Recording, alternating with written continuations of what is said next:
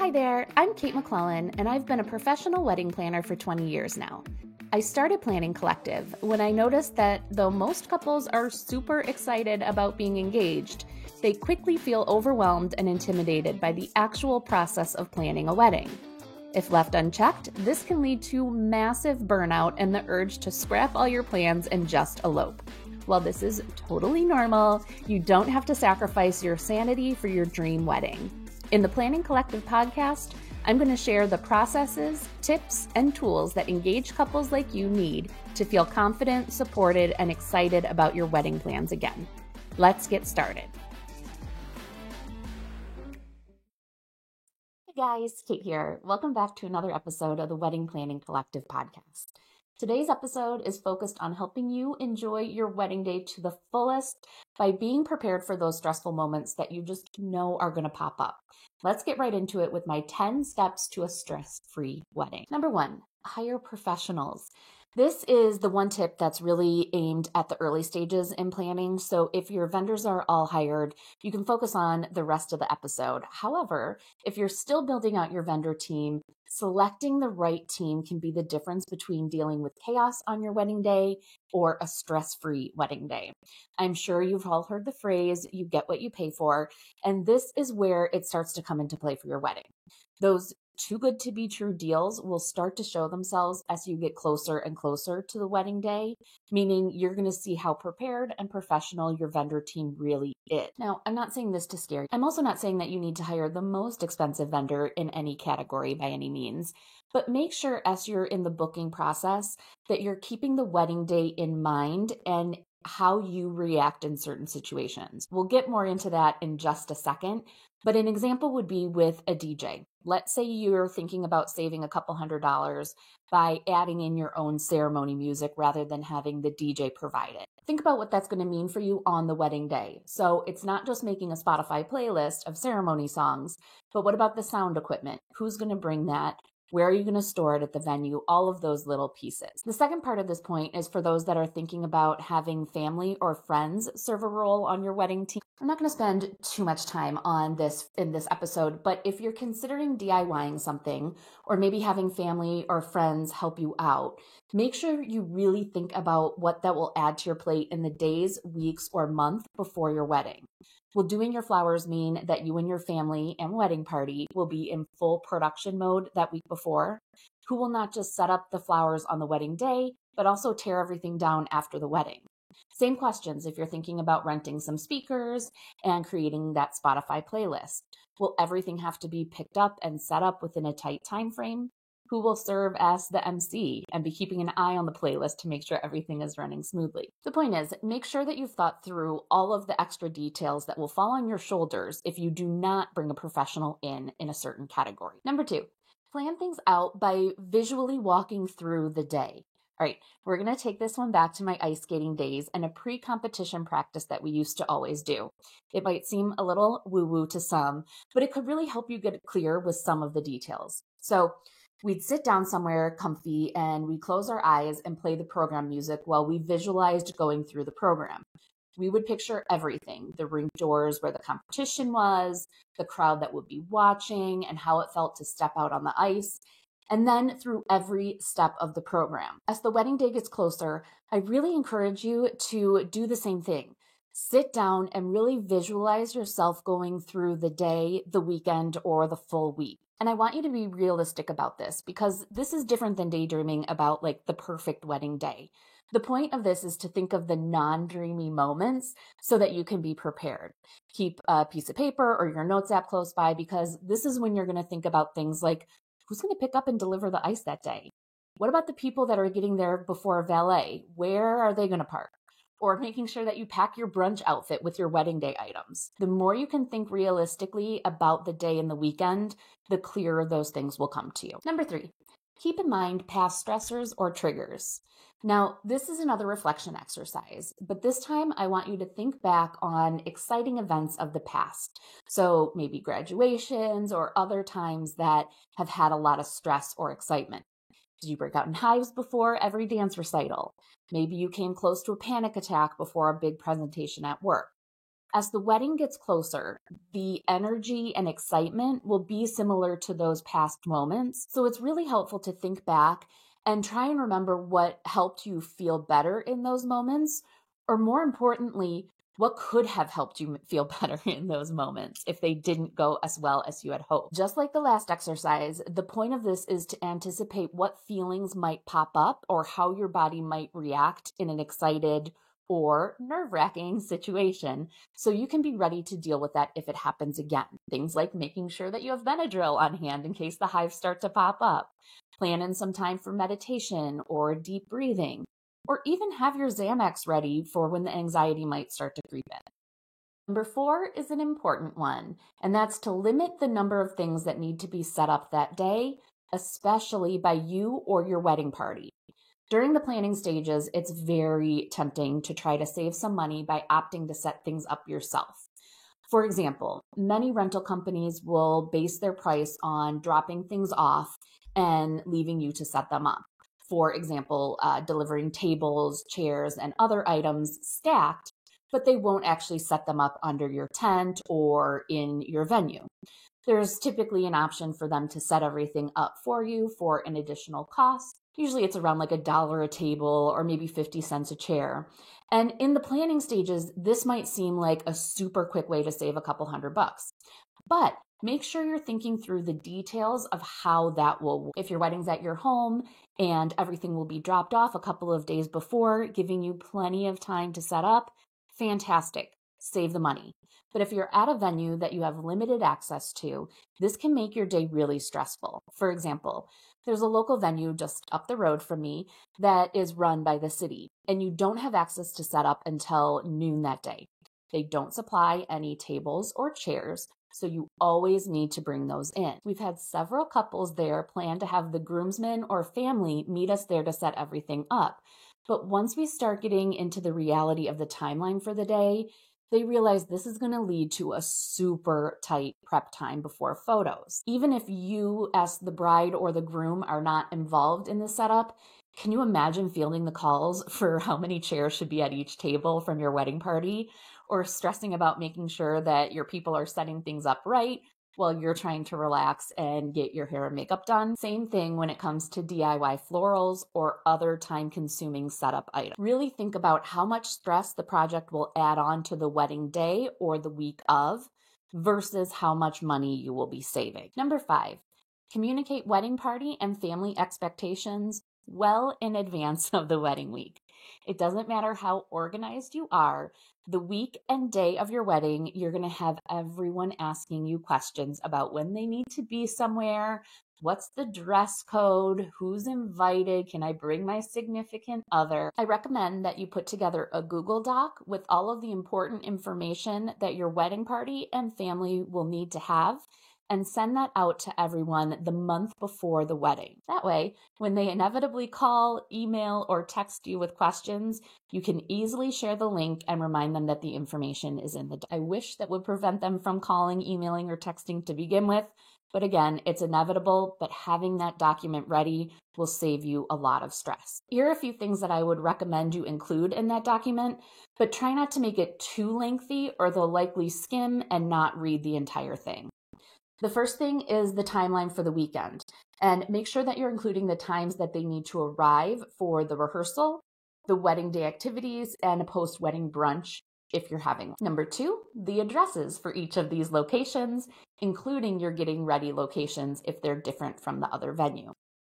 Number 3, any parking instructions for the weekend's events, especially if they will be taking a shuttle with you at some point and may need to leave a car somewhere that they have to arrange to get. Number 4, dress codes for each of the events and any specific instructions that they may, like shoe or jewelry colors or preferences. Number 5, hair and makeup prep instructions for the ladies, like should they arrive with freshly washed hair or do they prefer for it to be dirty? Do they need to bring cash for their hair and makeup payments, and so on? And number 6, Include everyone's contact information, or at least the cell numbers of those VIP members of the family or wedding party. That way, if someone does have a more urgent question or needs to get a hold of the two of you, but you're busy or stepped away from your phone, it could be very helpful for everyone to have your parents' numbers or maid of honor and best man's, so they have the list to pull up to reach somebody in the wedding. Moving on to number 6, try to have a touch point with every guest, but don't stress about it. While the traditional receiving line is kind of fading, most couples still want to make sure that they have an opportunity to at least say hello to every guest on the day of the wedding. If you're not familiar, a receiving line is when the couple waits most commonly at the base of the aisle after the ceremony or at the doors as you open them into the reception room. And they greet every guest as they go by, thanking them for attending. Now, it certainly does accomplish the goal of connecting with each guest, but it takes forever. Even a small guest count can really take a long time to get through the receiving line because you have no control really over how long you're talking to each person. You might try to keep it quick, but they might want to talk a little bit. The current popular alternative is what we call table rounds, and that is when the couple goes around to the dinner tables after dinner to say hello to everyone. The two of you will be served dinner first, so you'll have the time to do this while the rest of the guests are eating and finishing up their dinner. And while this is a great alternative, it can still take a long time. And if you have a larger wedding, you might not have time to get to everybody. So the tip that I share with my couples is to look at your seating chart in advance of the wedding day with these table rounds in mind, and come up with a plan for the tables that you must visit. So most couples will start with the tables closest to them first, which would likely be your parents, maybe immediate family, wedding party. But keep in mind the goal of the table rounds and focus on the tables with the guests that you will likely not see throughout the rest of the weekend. It sounds a bit odd, but who are the guests that you're least likely to talk to? Who are the ones that are going to be leaving early? They're probably the ones that are maybe your parents' friends or coworkers of your parents, older guests that aren't going to stay later through the evening. Make sure that you're hitting those tables first because you're going to be out on the dance floor with your wedding party. You're hanging out with your family throughout the rest of the weekend. If you don't actually get a chance to stop and say hello to them during those table rounds, it's not that big of a deal because you're going to have touch points with them throughout the weekend. So focus on the tables that you're likely not going to be hanging out with throughout the rest of the weekend to make sure that anyone who leaves can say, yes, we had a chance to say hello, and they don't feel like they were ignored. Number 7 is an important one, and it is plan out your family photos ahead of time. I'm not going to sugarcoat it, but family photos can be one of the most stressful times of the wedding day. You're likely getting a bit exhausted from the photos at this point, and it just can be anxious having that many people around when you add in the distracted family members and wedding parties, tight time frames, and everyone coming at you with questions. It can get really frustrating. But if you plan it out ahead of time, it can run so much smoother. So what does planning it ahead of time entail? First, check with your photographer to see if they have a worksheet or something they want you to fill out to put together your family photo list. Most have some kind of process to help you organize this, so asking them what structure or what grouping they like to have things in will make things really easy. If your photographer doesn't have something, or maybe you want to get a head start, we do have pre-wedding worksheets that include the family photo list in the Planning Collective membership as a part of our templates. So you can definitely grab those there, planningcollective.com/membership. Once you have your family photo list compiled, make sure to share it with, of course, your photographer, if you have a day of coordinator, and most importantly, the family members that will be needed in the photos. They will need to know if they need to stay at the ceremony site or get somewhere earlier than that. So this is a crucial step that's going to help save you from having someone run around trying to track people down, or making sure that they didn't leave the ceremony accidentally, forgetting that they needed to stay for family photos. I also highly recommend that you assign someone on each side of your families. I think aunts or cousins are usually perfect for this. They're often asking if there's something they can do to help, but have somebody on each side of the family to be in charge of that list and make sure that they have it ahead of time. They can be standing at the back of the church or the ceremony location, making sure that the people on that list aren't leaving. And they can also just make sure people are ready. Although your planner and your photographer will have this list, they don't know who these people are. So that's why it's really important to have somebody that is not a part of the wedding party or like your parents, because they're likely going to be in a lot of these photos, but have somebody outside of the immediate family or wedding party that knows who they're looking for. It's going to make things go so much smoother. Number 8, schedule quick moments for just the two of you throughout the day. I'm sure you've heard this many times before, but the day is absolutely going to fly by. It's going to feel like a blur. It happens. It might sound silly, but make sure that you schedule a few quick moments throughout the day for you and your new spouse to simply take a moment and just soak it all in. Even if you don't actually do anything during these times, often the act of just putting it in your schedule will make sure that you're likely to appreciate these moments when they naturally pop up on the wedding day. Here are some times that I think are great opportunities for you to just naturally take a pause and breathe it all in. Number 1, with your family or wedding party, right after you've gotten dressed, before you head out for photos or the ceremony. Number 2, right after the ceremony, before you start with the family photos. Number 3, just before your reception space opens for your guests. Take a moment with just the two of you and the photographer, if you'd like to have it captured, to see your reception room for the first time. Especially important if the design and decor has been really important to you in the planning process. And at some point after the dance floor has opened, preferably with a piece of cake or maybe a glass of champagne, ideally one of each. Number 9 is another one that might sound like a no-brainer, but is so important, and that is to eat. There is so much focus on the reception meal throughout the planning process that often the other meals of the day get overlooked. It's easy to forget that you and your wedding party will need to eat prior to the reception on your wedding day. For those having hair and makeup done, get trays of pastries, cheese or fruit, or some other simple finger foods. Those are ideal. I'm also loving the trend of charcuterie tables for this, but it might not be the best option if you're limited on space. The idea, though, is to have items that are super easy to pick at throughout the morning so people can eat between their hair and makeup appointments. For those not having hair and makeup done, you will likely have it much easier that morning. You're not restricted by those time constraints, but I still recommend you have a plan in advance for what you're going to do for breakfast and lunch for the wedding party. In addition to the food you'll need while you're getting ready, make sure to pack a bag with some light snacks and water to have with you throughout the rest of the day. Especially if you'll be on a party bus with the wedding party for photos, make sure to put someone in charge of packing up a cooler with the drinks and snacks. Groomsmen are often more than happy to be put in charge of this task. Make sure there's more than just alcohol in that cooler. On the day of, if you're not in the mood to sit and eat during dinner, or you can't seem to get a second to sit down, people will be coming and chatting with you throughout the dinner service. Ask your caterer if they can box up your dinner, some desserts, or maybe your late night snack for you. You will likely be starving by the end of the night, so you'll be really happy to have something to snack on after you leave the wedding. And number 10 is a simple but powerful tip. Don't obsess over the small details. It doesn't matter how much time and money you've put into your wedding, something will go off plan. There are so many people and so many details involved in a normal wedding day. You can't possibly keep flat tires or rain or other hiccups that come with life happening that day.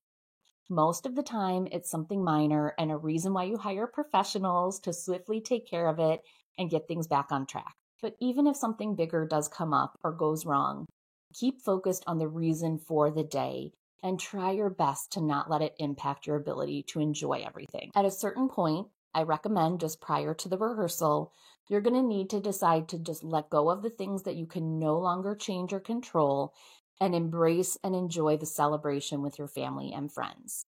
For some, this is going to be harder than others. If it is harder for you, it's probably something that you want to spend a little bit more time making sure that you're comfortable embracing.